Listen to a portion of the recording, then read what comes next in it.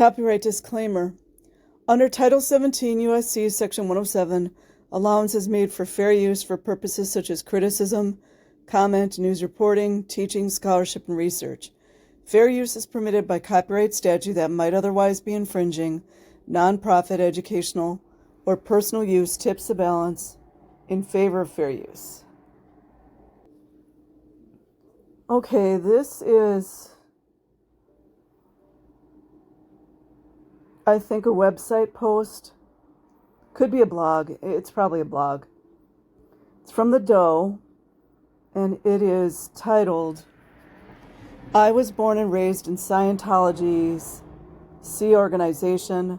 I thought my service was going to save the world, by Johnny, June 13th, 2022.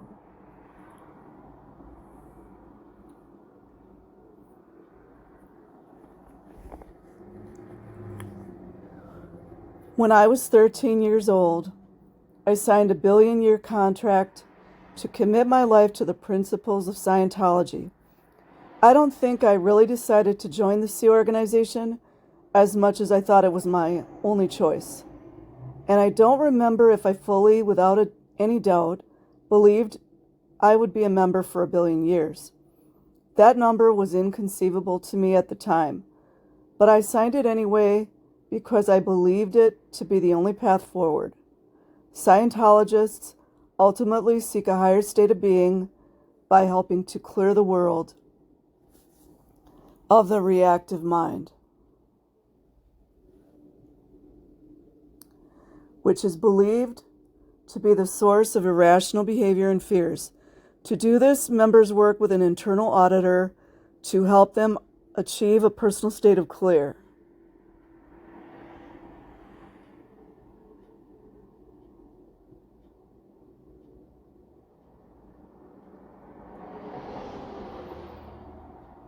The first major goal for all Scientologists. Past the state of clear lie the bonus levels operating Thetan, OT1 through OT8. After a lot of additional auditing to reach these levels, it's said that Scientology's ultimate truths will be revealed to you. In our world, this was analogous to being superhuman. We were taught that the only way to get rid of your reactive mind, the part that holds all the painful and unconscious memories from this and all previous lives, was to continually visit an auditor. So at 13, that's what I wanted to become. I believed my service to the church was the only way to save the planet, but auditing was very expensive, and Scientologists would spend thousands or millions over their lifetime if they stayed with the church.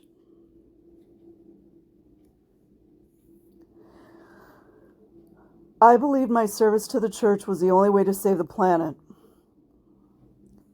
I spent my childhood in isolation. How did a teenager come to a decision on what to do with their next billion years? I was born into Scientology. A closed-off environment was all I knew. My parents were Sea Org members whose first priority was continuing the mission of the church. Raising children was not of primary concern, as is it to any of them. So any kid born into Los Angeles' Sea Org was raised by other Scientology staff, which, by the way, are often children.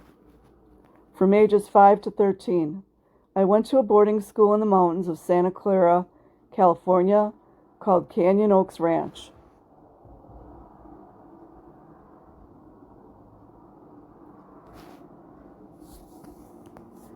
About an hour drive north of LA. Well, and of course, too, they do that to keep isolation. It's why those schools' ranches are so far away. The ranch held about 150 kids of various ages in dormitories, and our time there was split into thirds. 1/3 of the day was spent on our jobs, like cleaning the ranch, cooking and caring for other children, slavery. 1/3 was reserved for schoolwork, but only reading, writing, and arithmetic. We had no exposure to outside ideas, no internet, no TV, not even science or history classes. The last third of our time was spent in Scientology studies, where we were taught and believed that we were adults in young bodies. After all, we were spiritual beings who had lived billions of lifetimes before, so why shouldn't we act as mature adults? Since we weren't allowed to be exposed to many people or ideas outside of Scientology, we had no reason to believe this wasn't true. We were told this was the best that life could be, and we believed it. We were only allowed family visitors for a few brief hours on Sunday mornings when most of our parents had off from their own duties.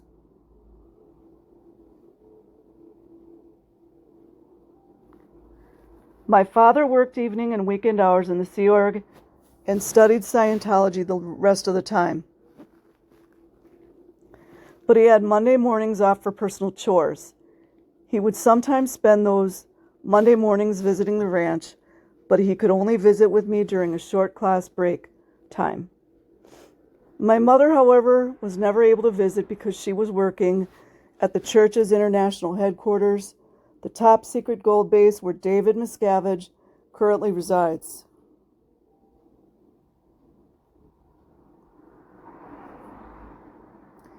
Some other children had better luck and more frequent visits, but my parents' roles in the church didn't offer us that luxury of time. If our productivity levels surpassed expectations, stats up, and our written requests for approval were signed by 2 to 3 higher-ups, the ranch would let us leave for the day on birthdays or major holidays. How nice.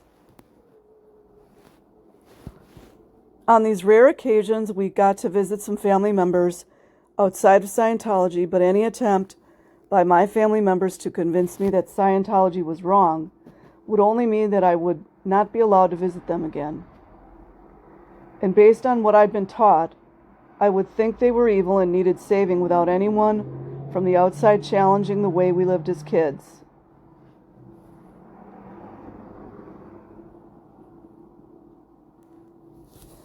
Our lives after the ranch were fairly predetermined. Our parents were in the Sea Org, so it was a natural progression for us to follow and sign the now infamous contract.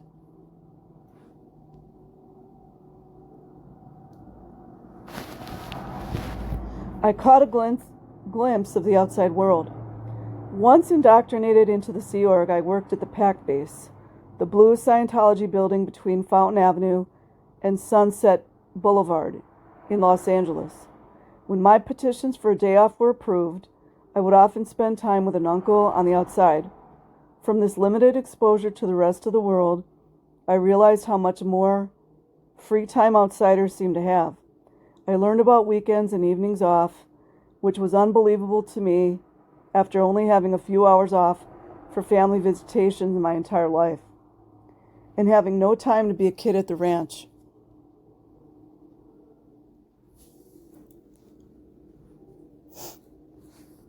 Seeing how everyone outside of Scientology spent their free time is what made me want to leave.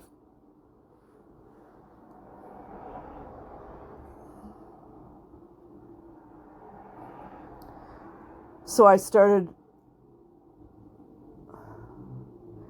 routing out. This decision was completely my own. Seeing how everyone outside of Scientology spent their free time is what made me want to leave. Whoops, sorry guys. This decision was completely my own, but I was terrified of what my parents would think. The authorities, of course, tried to change my mind. The routing out process is lengthy and exhaustive, because they want you to give up. But it's meant to convince you to stay, yep. They first offered me a more prestigious post and other potential perks. Wish I knew how old he was right here.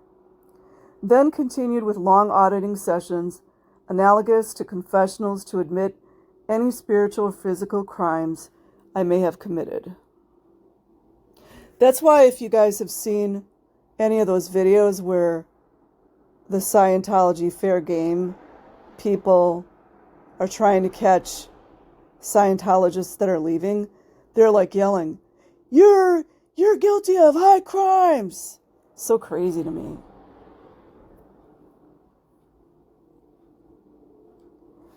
After a few long weeks of rowing out, I had started to cause some trouble.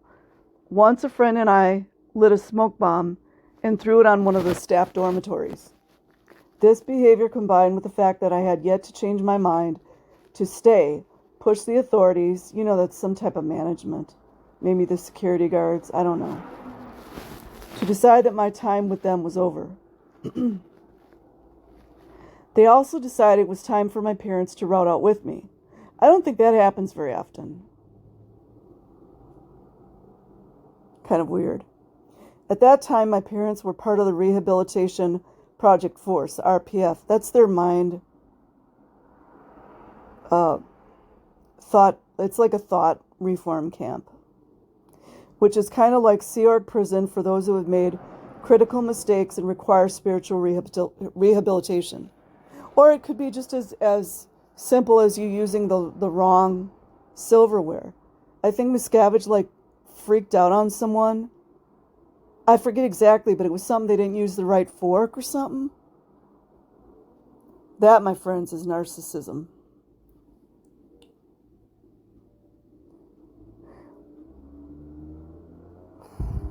My dad's critical mistakes was talking to a suppressive person, and my mother's was looking at online content that was critical of Scientology.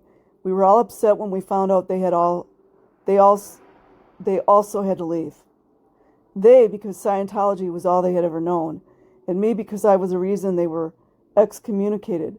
Only 2 years after I signed the billion-year contract to join the Sea Org, my parents and I were living on the outside. Boy, I wish they would do more of that. Why not just let all the families go? Let them go.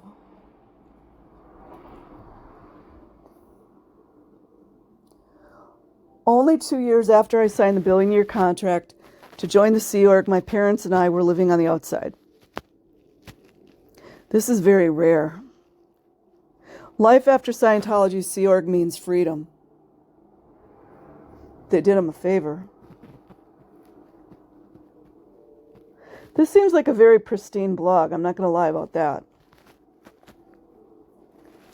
You guys know what I mean. Leaving the Sea Org is quite different than simply leaving Scientology.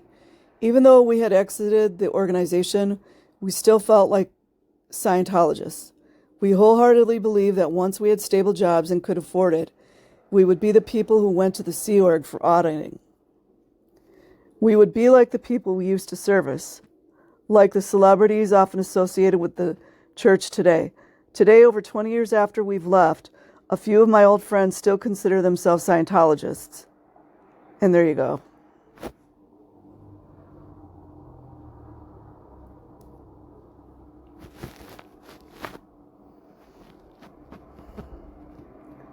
And actively pay for their services.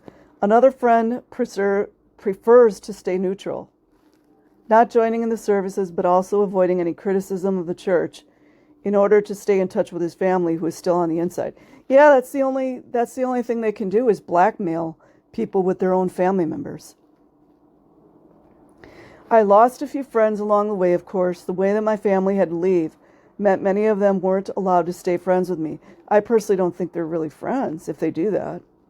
Now I'm finally living with my own freedom. I have the ability to make decisions every single day without the influence of the ranch's upbringing.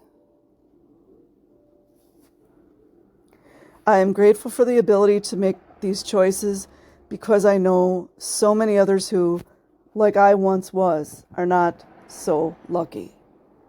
So that's it for tonight. I will put the link in the description box.